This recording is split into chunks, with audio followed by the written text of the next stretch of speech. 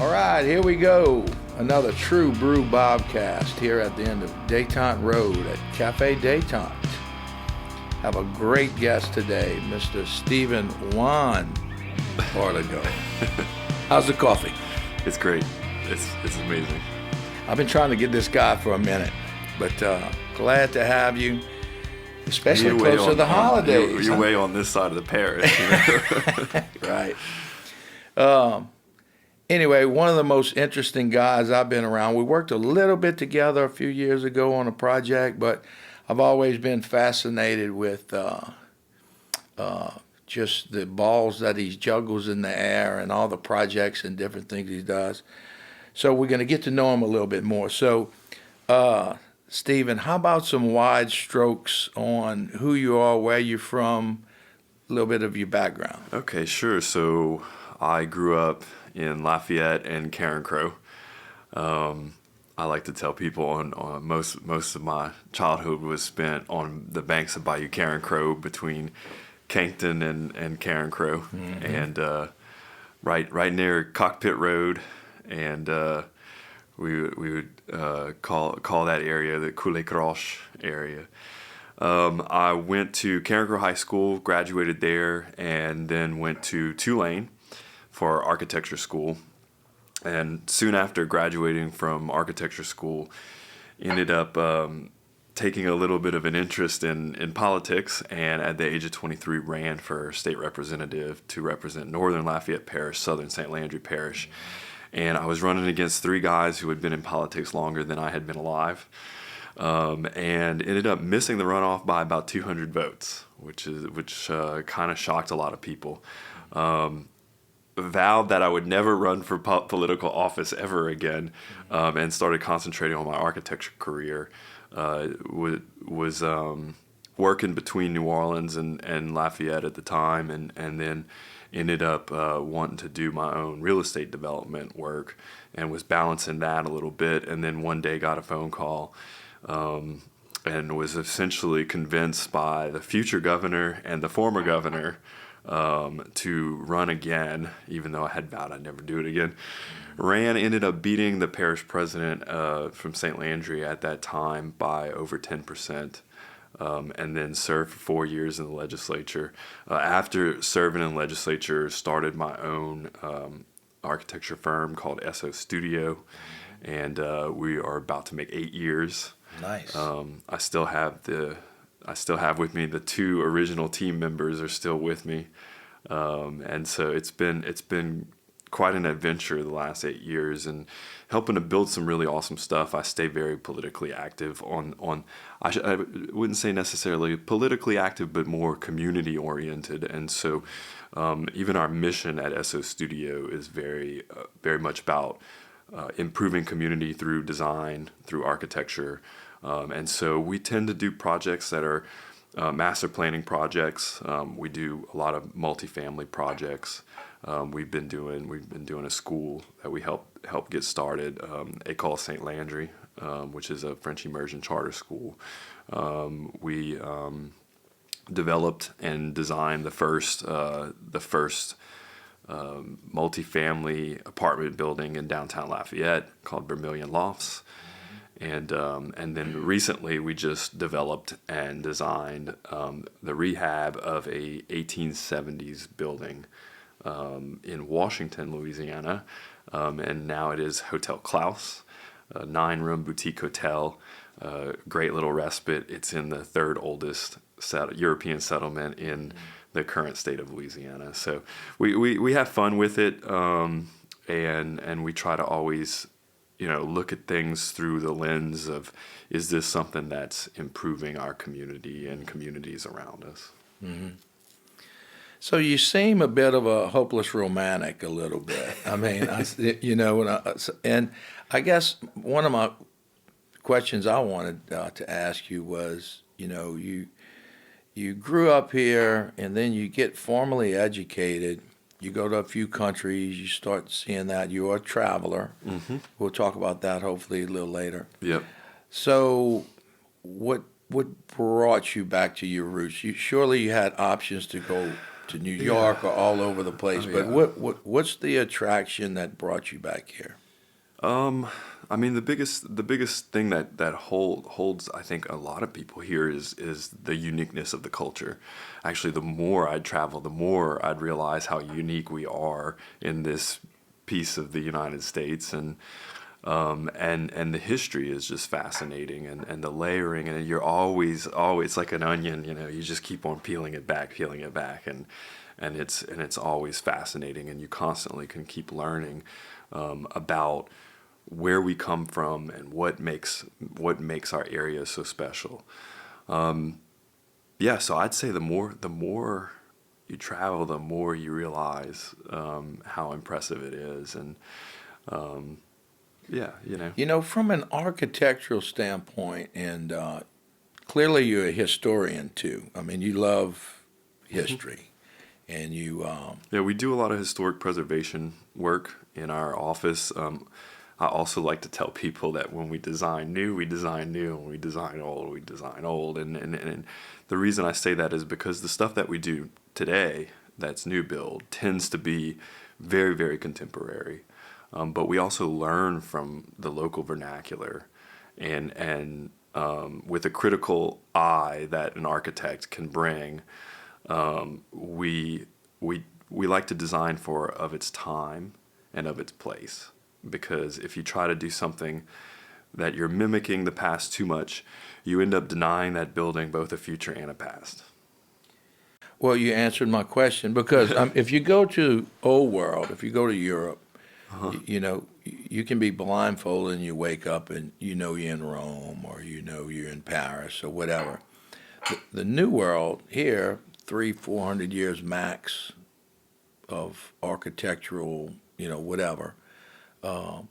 So you mentioned the onion. So we have a very unique story, in my opinion, with all the different cultures that come from the old world, come to the new world, go a little bit left of New Orleans where you can fish and farm and make a living. And now we have this, I think, in my opinion, the first free people, community that is an experiment almost.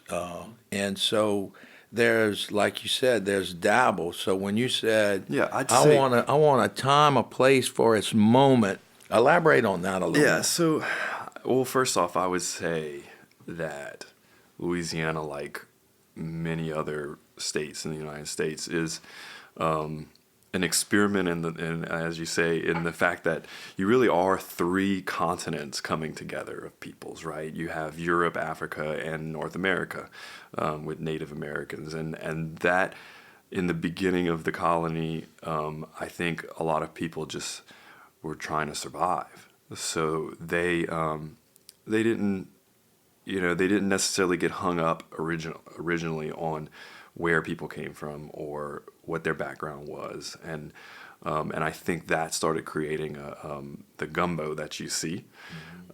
Yeah, there's times in history of ups and downs in racism and bigotry, and people start to they get a little comfortable, but I think when you look at history, the early colony, people were just trying to survive, and so they would learn off of each other.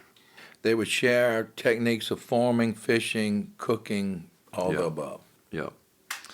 And like I said, I also like to say that Louisiana was what's great about it is it was multicultural before multicultural was cool. Yeah, yeah. So Well, a bunch at Freetown and the just the whole Creole story.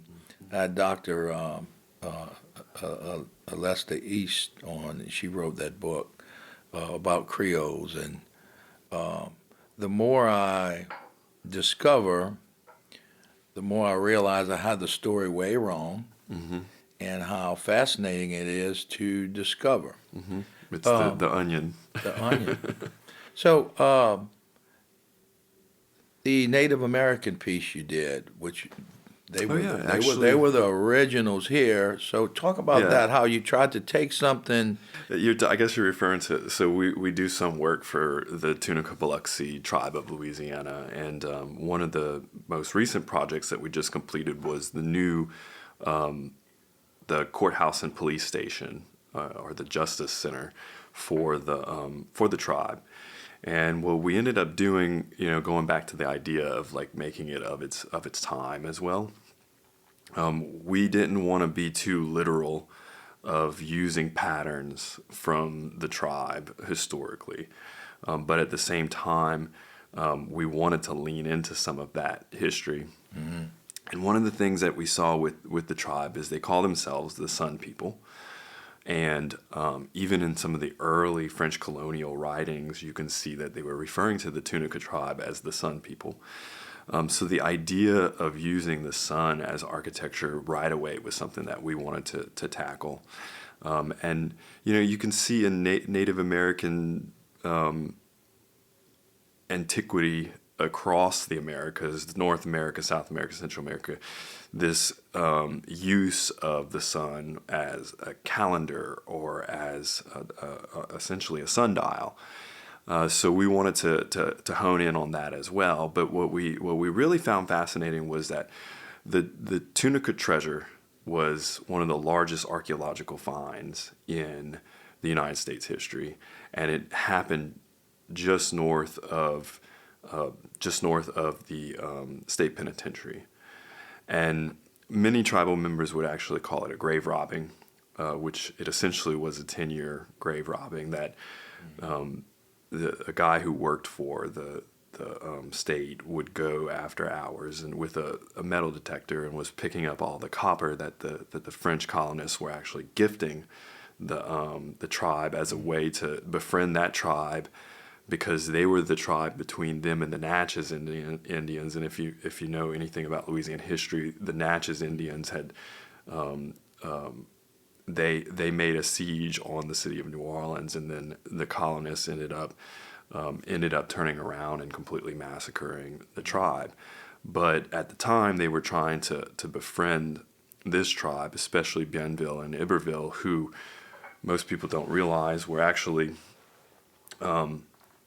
Canadian born, and they were actually I guess New France, and they were what they call coureurs de bois, which were people who at the age of 5 they would their parents would place them into a tribe as a way to sort of be immersed in the culture and the languages of the tribe. So when they get to Louisiana, they already kind of had at least in that cultural sphere of Native American cultural sphere. So they had to have a relationship with the Indians to had to have a trust them with relationship, with their child. And how many Yeah. years? It was like a immersed tutorial deal. I don't remember if it was a year or 2 years, but I do know that was a thing that coureurs de bois and that Bienville and Iberville, the founders of Louisiana, were in fact coureurs de bois. So fast forwarding to today, what we did was this Tunica treasure. We looked at a lot of the patterns that we saw in that, and we took one of them and put it into a scripting program called Grasshopper, which is it's sort of like early AI, I guess. And you write a script and you tell it, hey, we want this pattern to then be use this size element to recreate this pattern, but give it a little bit of a woven feel or a handmade feel rather than something that's like perfectly mathematical.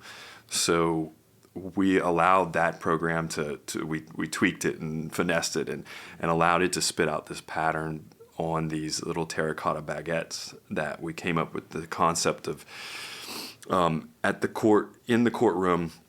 We have this glass clerestory window at the top where the light comes in from above. And so we created this brim of a hat around that clerestory window with the patterns of the terracotta baguettes that march along, and they create through almost like a pixelization, they create that pattern. But the pattern not only is seen when you look out the window from inside the courtroom, but when the sun passes through it, it creates a shadow. And that shadow is both on the floor of the of the courtroom and the wall behind the judge, but also on the front of the building is just this blank wall that's constantly got this changing patterns. So, Incredible. yeah, Incredible. yeah. So we're really excited about that project, and Well, that's why they I think just it's moved in and they're excited about it. So So, did y'all get to examine how it flows with the sun moving and all? I mean, were you happy with the project? yeah, so when with the technologies we draw with now, we use what they call BIM program, which is a building information management program. So essentially, we're not drawing flat drawings like with original AutoCAD, CAD drawings were essentially just a digitization of flat drawings that you would do back when architects wore bow ties and leaned over and had their ink and drew on vellum. That just translated into a technology that was, yes, it was much improved because now you can make edits a lot easier than sitting there with one of these little mechanical erasers and having to redraw. You didn't have to do blueprints and run it through a blueprint machine. You could print as many as you wanted, right? So it was a big jump in the technology. But BIM, building information management, you're essentially building the three-dimensional model, and it's taking your cuts and your sections and each level. And that, when you move a window or a door, in the model, it'll show up on the elevation. It'll show up in the section. It'll show up in the floor plan. So we were able to also use that program when we built this to look at the sun angle based off of that location. In the program. In the program. So you give it the latitude. Okay. And you give it the time of year, the time of day, and so it moves, the sun moves based on that. And what's nice about it is you can use it not only for something like what we're doing, but you can use it to analyze how much your heat gain or heat loss is based off of sun angles and doing certain overhangs. And so this is, even though it's creating this cool pattern and something to talk about and something that's meaningful, but at the same time, it's also functioning as a sunscreen or a brise-soleil. And so you have less heat gain coming through that glass because it's filtered light. It's almost like wearing a straw hat during the summer, where you kind of get this filtered, dappled light on your face. Yeah, I love it. Yeah. But it also protects your face, Well, okay, so you value preservation, a lot of your education and a lot of your projects. Yeah. And going to school in New Orleans, it's like kind of built into even if they're not calling it preservation, a lot of it's like your laboratory, right? So because there was already in the culture in New Orleans a preservation culture, and being surrounded by that, you end up getting that type of education whether you want it or not. But what I'm picking up on, and I like it, is that, okay, if you say the word preservation, you have people who would love to make this building as authentic as it possibly can. Mm-hmm. And I think we need some of that. We need to, keep our preservation deal going. Mm-hmm. But then here you took, the old, like their language in their different drawings or whatnot, and you preserved it. But not only did you do that, you enhanced an old way and brought it is a more progressive thinking of restoration. And I would imagine the generations coming up is very interested in that. Like when I was growing up, everybody handed down antiques, and I always wondered about the French language. My grandma spoke and this and that. But this is kind of a cool idea of more of a progressive way of preserving. Am I getting this wrong? Yeah, no. So I guess, you have the tangible heritage and you have intangible heritage and, language or cooking or something that is intangible. But the building is tangible. Preservation's interesting because over time, there's what they call a palimpsest, which is the layering of different generations that have made changes. So the question is, at what point is a change to a building it takes on its own historical significance. A lot of preservation will say when it hits the 50-year mark, it could be that's what you want to preserve, and what we call in historic preservation, the period of significance. So you might have a building that they altered in the 20s and they altered in the 50s, and maybe they built in 1820 and they altered in 1860s, and so each of those start to eventually have their own value as well. Now, it's not black and white because, for example, the Carencro Visitor Center and Museum that we did, it was really interesting story because me and another architect, Eddie Caziu, had gotten calls saying, please come look at this building. We found bousillage in the walls, which is the mud and moss mixture that people were doing up until... that cottage y'all moved, that sort of pink looking now? Yeah, so it was inside of a pink Victorian home. And in the Victorian times, they weren't using bousillage. They had already stopped doing that.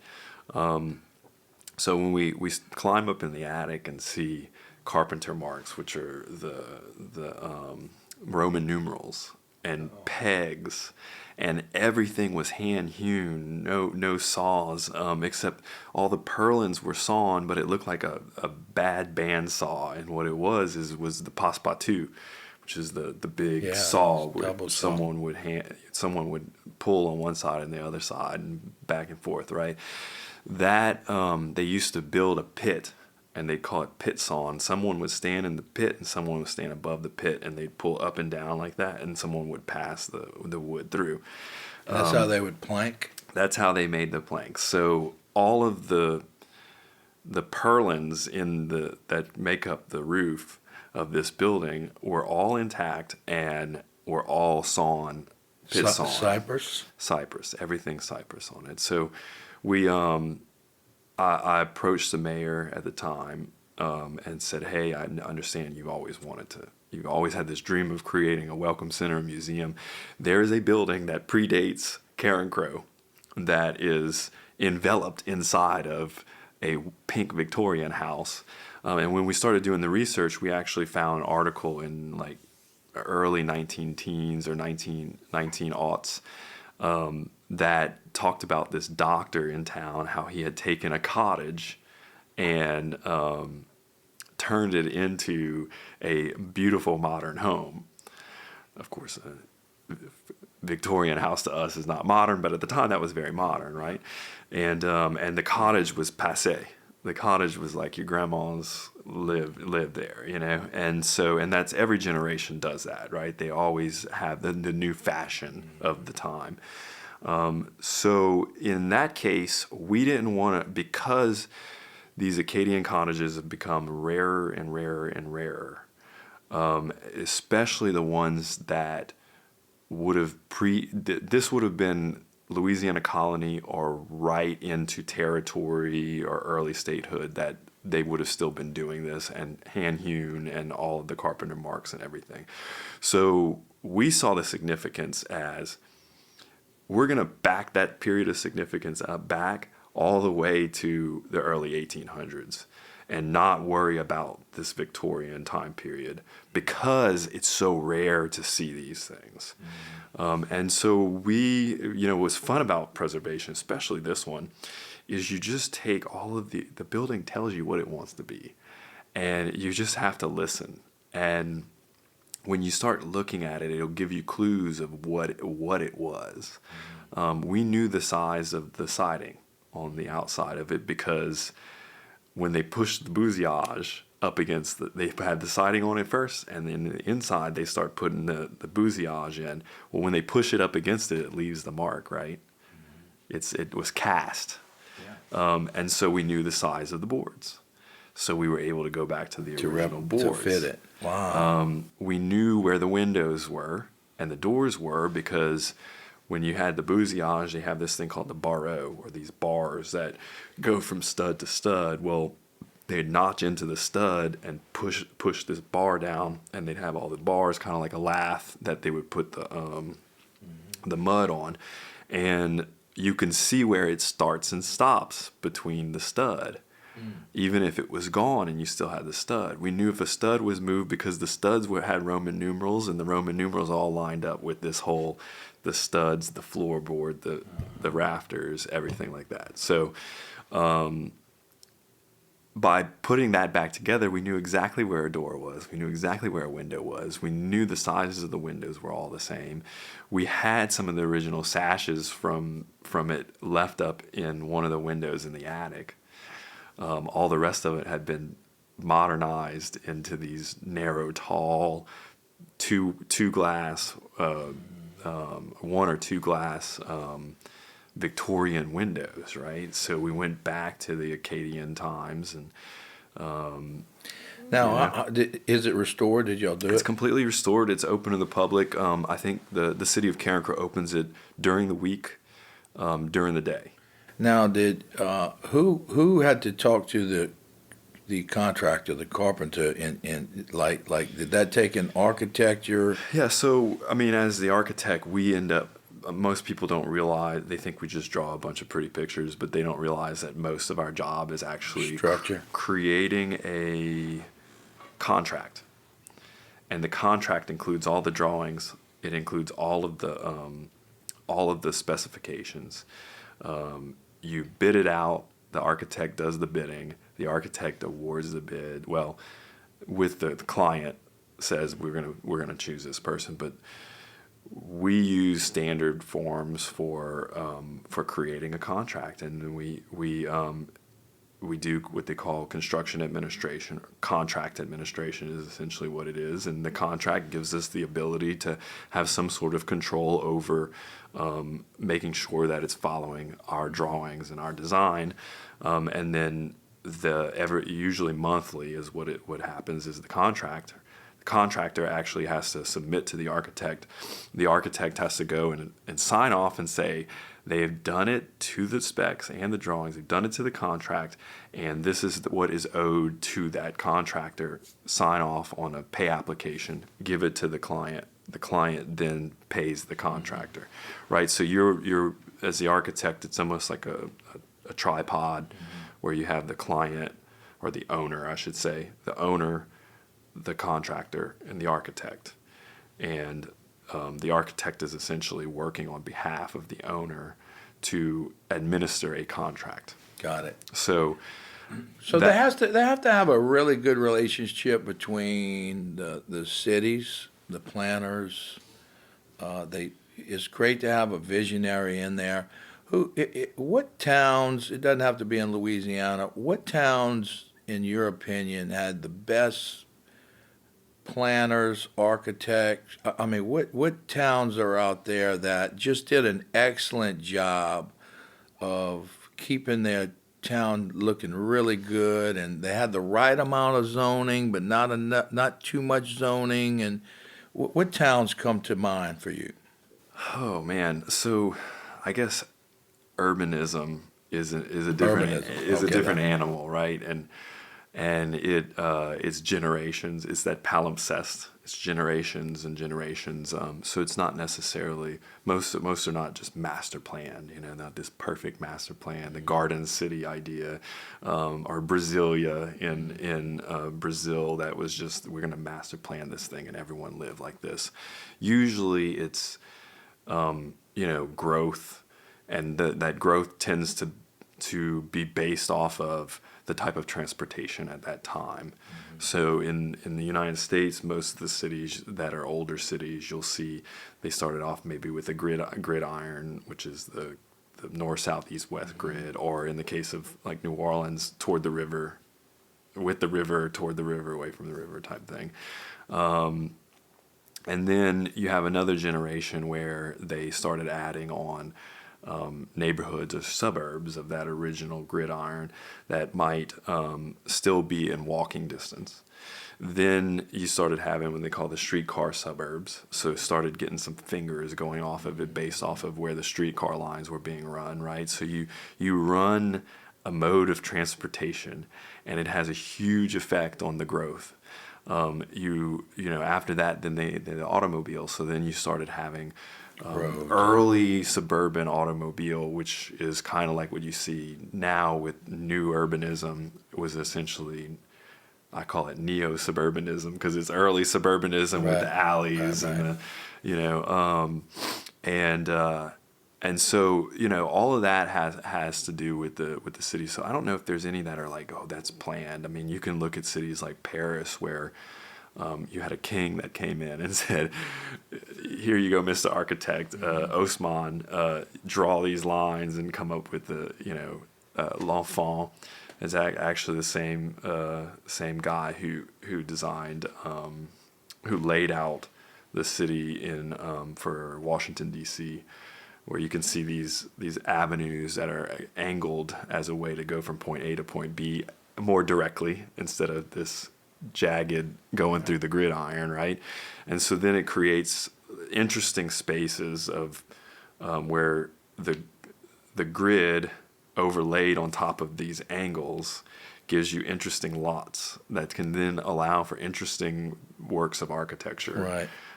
Both as the fabric within the architecture, but then you have these nodal points where then you can start to create monuments, or you can create some sort of piece of architecture that's a public usually, or institutional, where it has a little bit higher significance, right? But I think sometimes it's designed over time, and I guess what makes me sad, and just traveling mostly in the South from here through Texas or whatever, you have, even in Texas, these wonderful little towns, and every town has the same story. They'll put some little loop around, and here comes your strip malls, here comes your Yeah. anchor Walmarts and Targets and all that, and everybody Yeah. sort of, and all of a sudden, all these towns look the same. yeah. And I mean, that makes me sad, but I mean, I guess you need to do both. People need to shop. It needs to be, Yeah. Well, but so I so mean, it's, come the same. on. But if you put yourself, if you in preservation, you can move yourself forward. In the future, you can move yourself back, right? So if you put yourself in like 1900, they're building out all these this rail system across the United States. Well, if you go to any of these railroad towns, they all have the same type of architecture, especially as you're That's going fair. west, right? So that was just that time period where that was what the boom was. That was what people were building. Now it's the highway, or like you said, you have even the small town has the bypass loop. So I think transportation planning has a huge effect on urbanism and how we live. So if you look at Acadiana or immediately Lafayette, Broussard, Youngsville, even getting the North Side, Karen Crow, all that stuff, would it be wise for all the groups to have a larger idea, or is it just better for each mayor, each group to be on their own? So and you good luck. have to think regional planning. You obviously regional planning. It just took Do me. we have any regional planning? You have a little bit, but is there like a regional plan for the Lafayette region that's a good plan that people are following? Not necessarily. I know Lake Charles has really made a huge effort towards a regional plan in their area that they're trying to, check off the boxes. And so I don't know, maybe we need to look in our area more towards a regional planning. I know after Katrina, there was a lot of regional planning for South Louisiana. Some of the things have come true, some have not. CPRA was kind of born out of that with the wetlands, saving wetlands. A lot of this we saw recently. They just started allowing the river to actually make land again, which is incredible.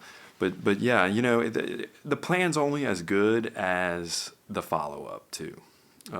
We did a master plan for the city of Lafayette that actually won multiple awards. It won AIA, American Institute of Architects, Louisiana, a merit award. It won a merit award from the American Society of Landscape Architects, Louisiana's chapter.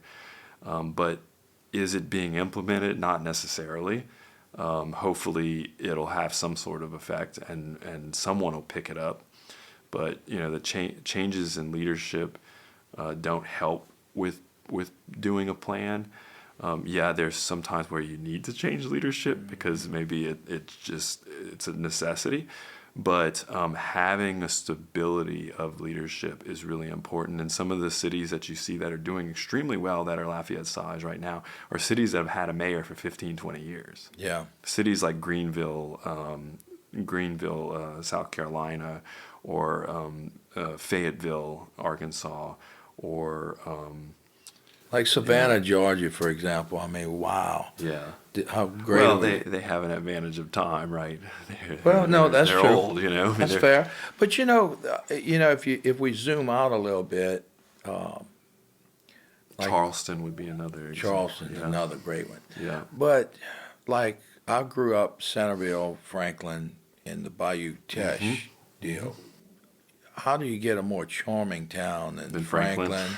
or New Iberia? Yeah. And great structure Yeah. along the way. You can go to Grand Coteau, and Yeah. there's Franklin, Crowley, some of these Crowley, yeah. Oh, wow. they were sort of early adopters of the historic preservation movement. You had leaders in those communities, usually mayors, that really grabbed a hold of that.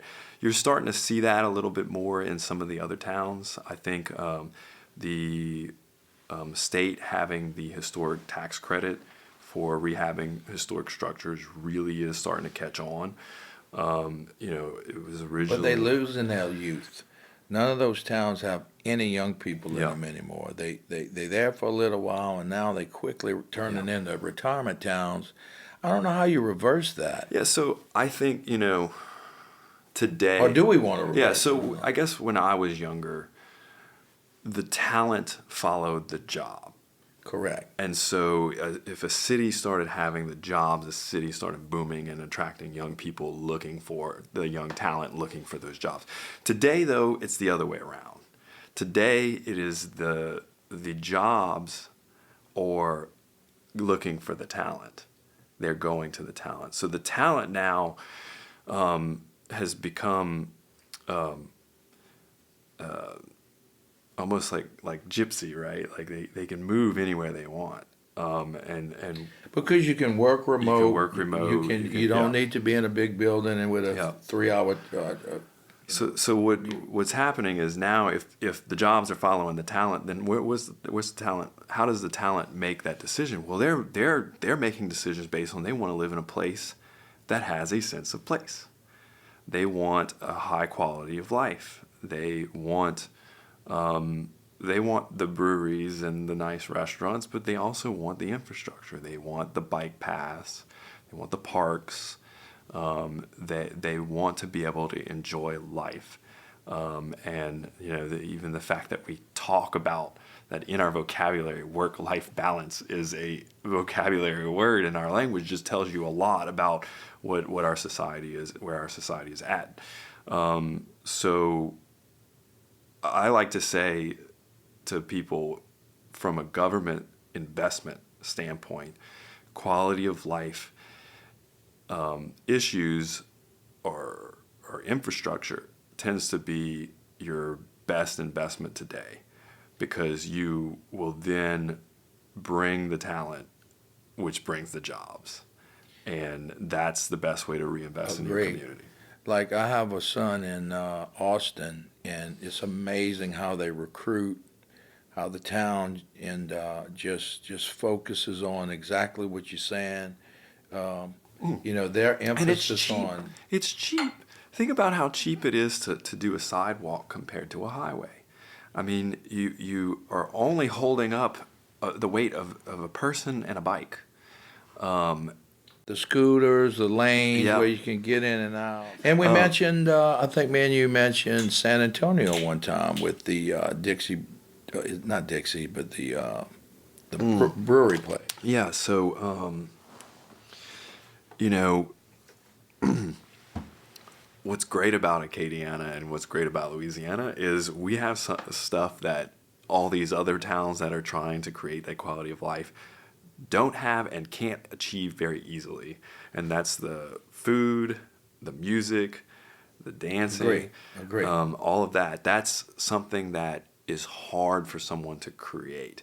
But is that drifting on us? I worry that is drifting on us. I mean, we brag on that and we do it. I still Yeah. see a lot with our festivals and all that. So I don't know. Maybe it is, maybe it isn't. But I do think that we lean on it so much that we think we don't necessarily need to be doing the paddle trails. We don't need to be doing the bike trails because we have all this other stuff, right? So we take it not necessarily for granted, but we take it as we don't have to worry about this other stuff because we have enough on this. But the problem is we're falling behind.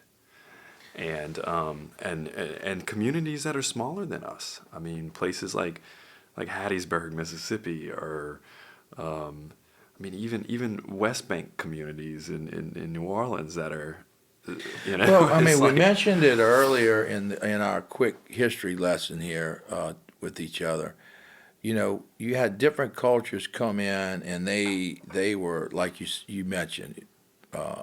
They were trying to survive, so they leaned on each other's skills and shared and did all that. And then the roads came in, and the world gets faster and all that stuff. But what's the new Acadiana? And this is a question I want to throw at you too, because when you say Acadiana, me and Dr. East was talking about this. It's told by the historians, and the historians are going to tell their story. So you got the story of the Acadians coming in, which that's I have a lot of heritage with that. But the real story was the Creoles, and then now I have a great friend, Panat. He and the Laotians moved in the 80s. There's a huge Latino community, Yeah. Vietnamese. We have all that, but we're sticking to something that happened a couple hundred years ago. In my mind, I'm saying Yeah, this. and look, folklore is a way of easily creating an identity for people, and it's our identity. I mean, it rightfully so. But I do see your point of more recently in the last 100 years, the Well, layering. for sure, the last 30. So shouldn't we jog Yeah. forward to include that in I mean, this I thing's think- always been moving. I think you see it. You see it in the food. Yes. You see it. You see it in the food, definitely. You can get crawfish egg rolls, and you can get crawfish empanadas or whatever. But why wouldn't we embrace that in our architecture and our design, our urban design, to where it's more inclusive? Yeah. So architecture is a little bit. It's even more complex in the fact that you're talking about structure, you're talking about climate, you're talking about technologies, you're Yeah, but talking you can about take materials. what you did with the Indians. You can Yeah. take that one little visor trick, and if we just incorporate a little bit of their culture, it doesn't have to be okay. Now we're going to build this Laotian temple style building, but just incorporate their culture in the stitching of everything. You can take a river ranch, which is what is that, French country's designs or whatever it is. It'll be real easy to stitch any of those Yeah. things in. And a lot of this stuff happens through the vernacular. It happens. Does it? Yeah. I think if anything, we're more influenced by media, and the media is coming from the rest of the United States. So this idea of, like you said, all the towns start to look the same big box stores, the same everything. I think that's probably the bigger threat. And if you're doing that, you're not looking at the little communities that have arrived more recently, because you're just too influenced by the media and understanding, that we live in this sea of a bigger culture that's being created by the big box stores. I think we share the same idea, beliefs, and look, man, you all our gadgets are cool, but we're human beings, and man, if we can create spaces and platforms for people to be human beings. So one thing that makes what I find fascinating about architecture and being an architect is the architect has a critical element that vernacular architecture doesn't necessarily have. And that's in the fact that you can critique it and understand, because of your education, how it's functioning, why it's like that, right? The fast changing world we live in today with technologies and building materials, that stuff doesn't necessarily integrate into vernacular very well, in the fact that the vernacular happens over generations. Each generation improves, right? When you look at the Creole and Acadian architecture in Acadiana, it was the first generation had to learn that our climate is not snow from Nova Scotia. Right. And now we need a porch. And now we need to lift it off the ground. We can't just stick these posts in there, right? So each generation starts to learn how to respond to the climate, how to respond to the materials available, how to respond. But it takes generation after generation of learning, right? Whereas the architect can then take this new materials or even climate change, right? Like, we're having to think differently on that. So how does that architect or the architecture community start to help, I guess, bridge that gap, and even help the vernacular architecture understand how to, like, take that critical element and more quickly integrate the changes? Well, I think most people. It's kind of paradoxical. Yes. But at the same time, you save the vernacular through I'm tracking. non-vernacular. No, I'm tracking. But most people in general aren't architects. They're not. They don't have a creative mind. It doesn't mean it's bad. They have a different kind of mind. Mm-hmm. But most people can recognize style and art in class and all those things. Most people can recognize it. So we need more of Steve Ortegos. We need for y'all guys to step up and sort of help create these things. And just because someone was elected into a spot or assigned a spot doesn't mean they're creative. Hopefully we get better at. Yeah, I think going for everybody,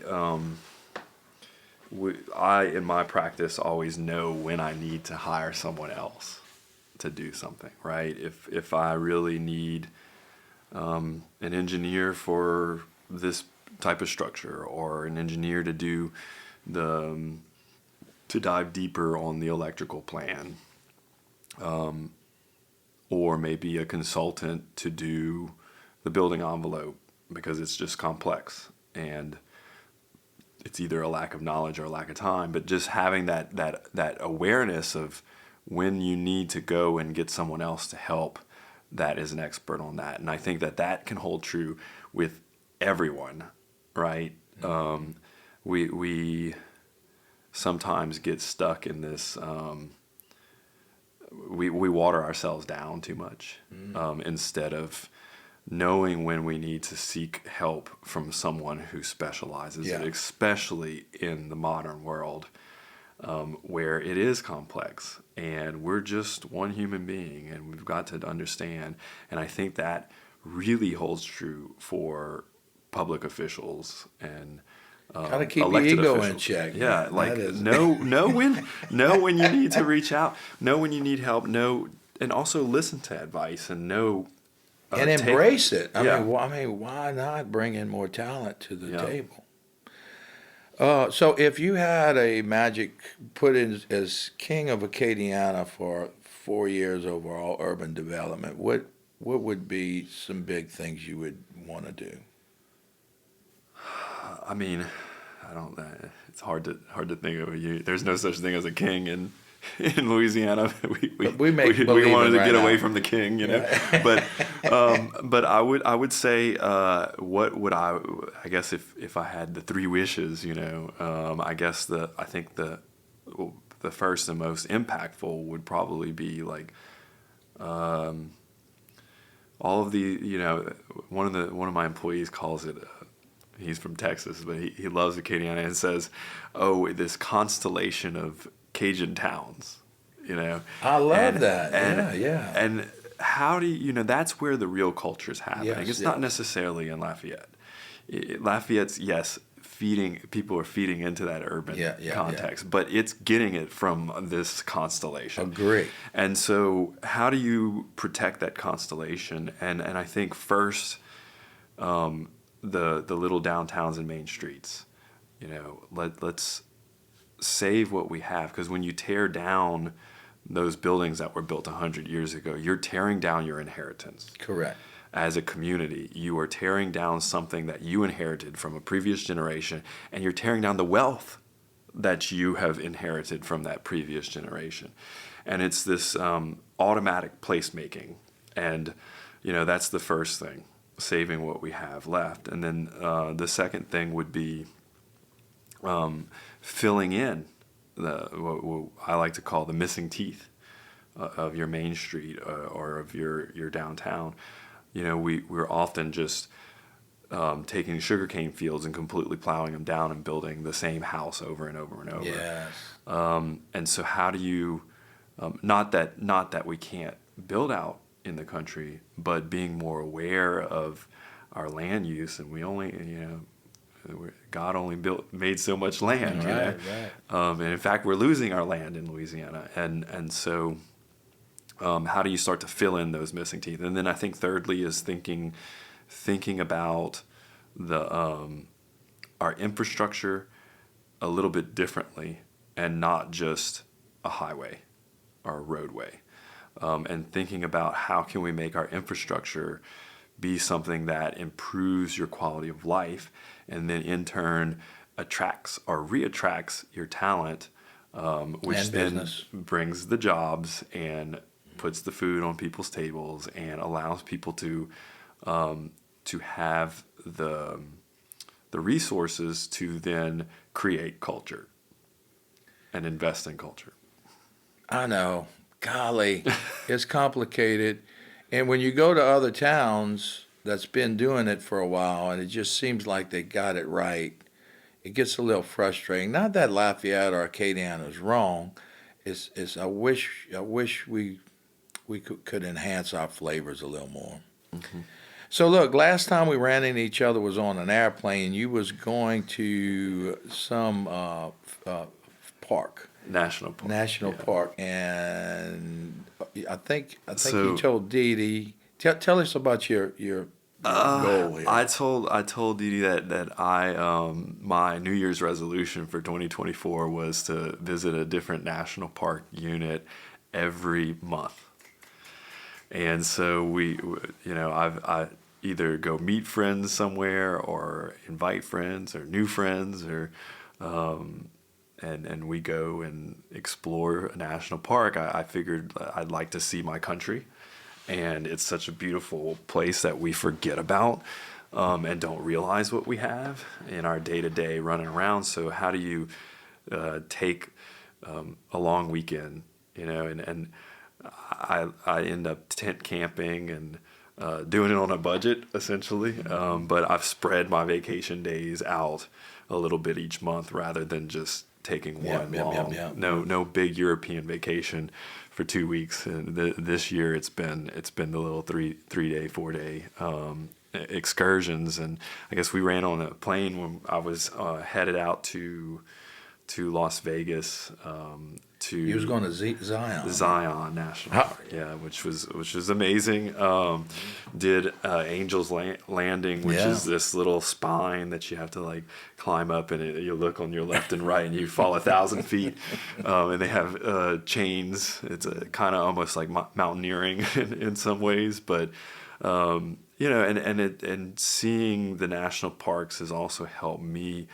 As an architect, to kind of look at my projects in a light of how do you create that experience, right? Because these national parks, it's not just what God created, but it's also what what a landscape architect came in and said, how do we make this an experience for people and entertaining, and recreational? Yeah, yeah. And so planning out, like, hey, this is a cool feature. We should have a pathway that passes through this. And you start to see the signage, the wayfinding, the approach, the all of these ways of experiencing the national parks is something that I can then take and put into our architecture practice.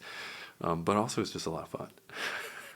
How much you love a park ranger, man. They have the best jobs in the world. They know everything. Man. One of the months I went to a American Institute of Architects conference in Washington, D.C. And so I was like, well, all of these monuments are part of the national park system. And I still remember one of these guys with his little ranger hat. And I'm trying to get into somewhere. I forgot what it was. And I asked them a question, and they said, well, where are you from? And I said, well, I'm from Louisiana. And he looks at the other ranger and says, watch this. And he says, how do you say, let the good times roll in French? And I said, laissez les bons temps rouler. And he turns over and looks at the lady and says, cool, huh? So it's so fun to see the Rangers. And so what's your top 2 or 3 that you? Yeah, so I like people ask me, what's your favorite this, favorite that. I'm not really a favorites guy. I'm more of a greatest hits guy. I think Zion was really cool, very developed. You have to pretty much ride the bus system, which is kind of interesting. But it really is like, wow. What's the native tribe there? Like when we went there, we had to be escorted by like one of the native. Interesting. One place I went to 1 month was Mesa Verde, which was fascinating because it was the Pueblo Indians from 500 years or more that had built these cliff dwellings. And that was pretty fascinating, and to see it from a preservationist standpoint, very interesting. And then I just got back from San Juan in Puerto Rico, and that the old ramparts and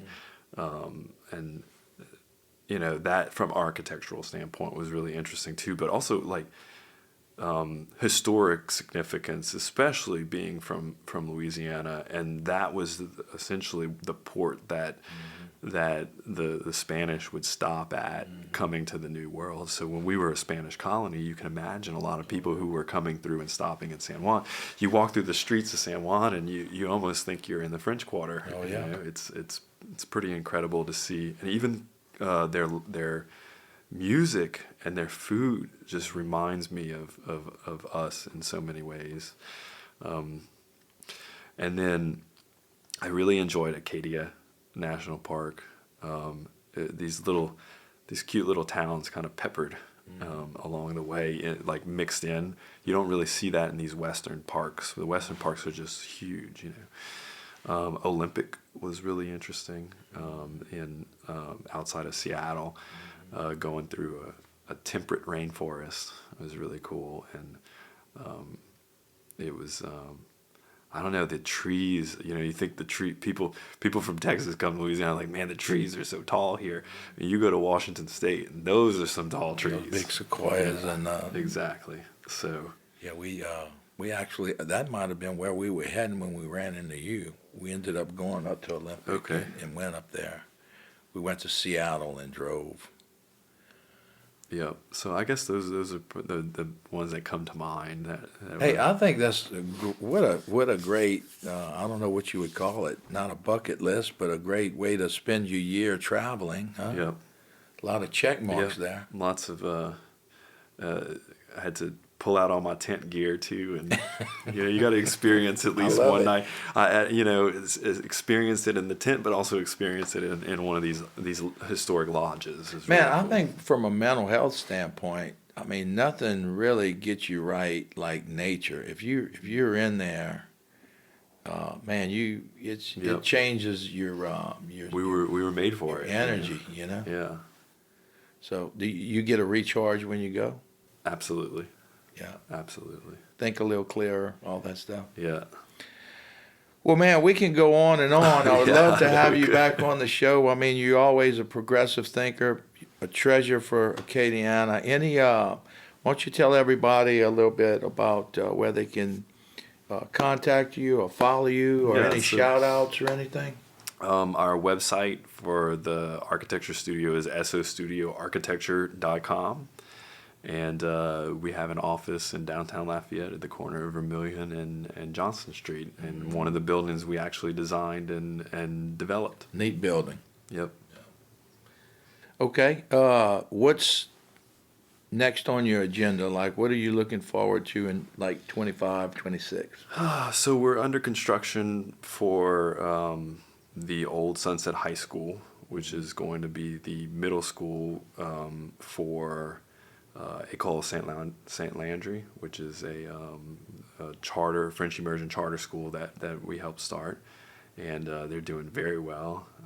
Lindsay Smythe, the principal, is just rocking and rolling over there, and so we're trying to get that project completed for her. And really, it is a preservation project, but we also going to kind of bring some new life in it and adapt it for the new codes and the new teaching methods, and but you'll still get that feeling that you step back in time at the same time. So that's something to look forward to this coming year. And then we're actually doing design work right now for the preservation of the Valsaint Broussard home, which the city of Broussard purchased, and they're going to make it into similar to what we did in Carencrow Museum, but theirs is a little bit bigger scale.